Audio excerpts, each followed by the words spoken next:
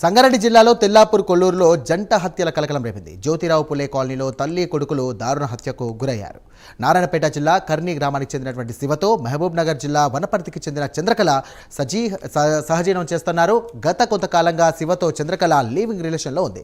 5 రోజుల క్రితం తెల్లాపూర్కు శివ చంద్రకళ రాగా గత రాత్రి చంద్రకళతో పాటు 13 ఏళ్ల బాలుని కూడా శివ హత్య చేశాడు. ఆ తర్వాత తన గొంతు కోసుకున్నాడు. శివ పరిస్థితి విషమంగా ఉండడంతో ఆసుపత్రికి తరలించారు. ఇక జంట హత్యలకు కారణాలపై పోలీసులు దర్యాప్తు ముమ్మరం చేశారు. ఇదే అంశానికి సంబంధించి మరిన్ని డీటెయిల్స్ అందించడానికి మా కరెస్పాండెంట్ కుమార్ సిద్ధంగా ఉన్నారు. కుమార్, చెప్పండి, జంట హత్యలకు సంబంధించి కూడా పోలీసులు ఏమంటున్నారు, వారి కుటుంబ సభ్యులు ఏమంటున్నారు? Thank you Sairam. సంగారెడ్డి జిల్లా తెల్లాపూర్ మున్సిపల్ లోని కొల్లూరు పోలీస్ స్టేషన్ పరిధిలో దారుణం చోటు చేసుకుంది. అయితే జ్యోతిరావు పూలే కాలనీలోని తల్లిని కొడుకుని అతి కిరాతకంగా దారుణ హత్యకైతే గురయ్యారు. ముఖ్యంగా ఈ మృతుల్లోని చంద్రకళ వచ్చేసి 30 సంవత్సరాలు అయితే ఉంటుంది. అలాగే రేవంత్ వచ్చి 14 సంవత్సరాలు.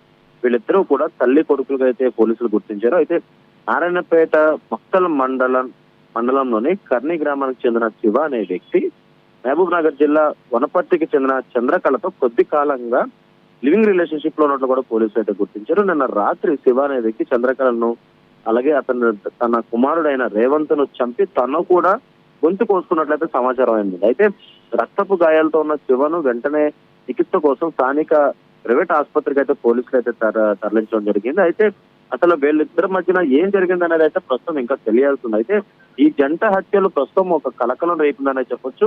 ముఖ్యంగా తల్లి కొడుకుని ఇద్దరిని కూడా శివరాజ్ అనే వ్యక్తి అతి కిరాతకంగా అయితే చంపాడు. అయితే 5 రోజుల క్రితం తెల్లాపూర్కు వచ్చి భార్య భర్తలుగా వీళ్ళిద్దరూ కూడా పరిచయం చేసుకుని అక్కడ ఉన్నట్లయితే తెలుస్తుంది. చంద్రకళతో పాటు 13 ఏళ్ల బాలుడైన శ్రీకాంత్ను కూడా తీసుకొచ్చారు. అయితే వీళ్ళిద్దరిని కూడా శివరాజు చంపినట్లయితే తెలుస్తుంది. ఆ తర్వాత గొంతు కోసుకుని శివరాజు కూడా ఆత్మహత్యకు అయితే పాల్పడ్డాడు.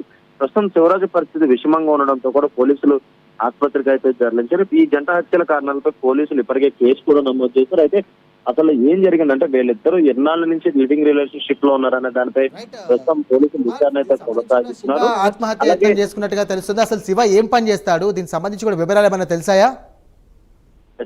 ప్రస్తుతానికైతే ఇంకా వీళ్ళు అంటే శివకి అలాగే చంద్రకళకి ఎలాంటి పరిచయం ఉన్న దానిపై ప్రస్తుతం పోలీసులు దర్యాప్తు అయితే చేస్తున్నారు. అయితే 5 రోజుల క్రితమే వీళ్ళిద్దరూ కూడా తెల్లాపూర్ వచ్చినట్లు కూడా ఇక్కడ పోలీసులు అయితే గుర్తించారు.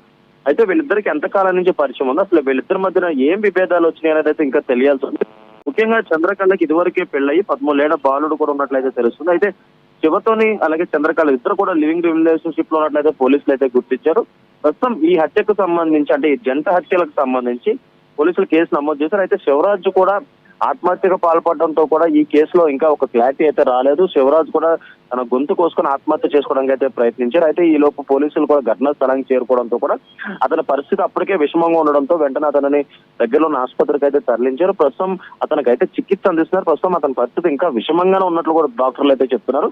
అసలు వీళ్ళిద్దరికి మధ్య ఏం జరిగింది అనేది అయితే మరి కొద్దిసేపట్లో క్లారిటీ వచ్చే అవకాశం అయితే ఉందనే చెప్పొచ్చు సార్. Thank you Kumar.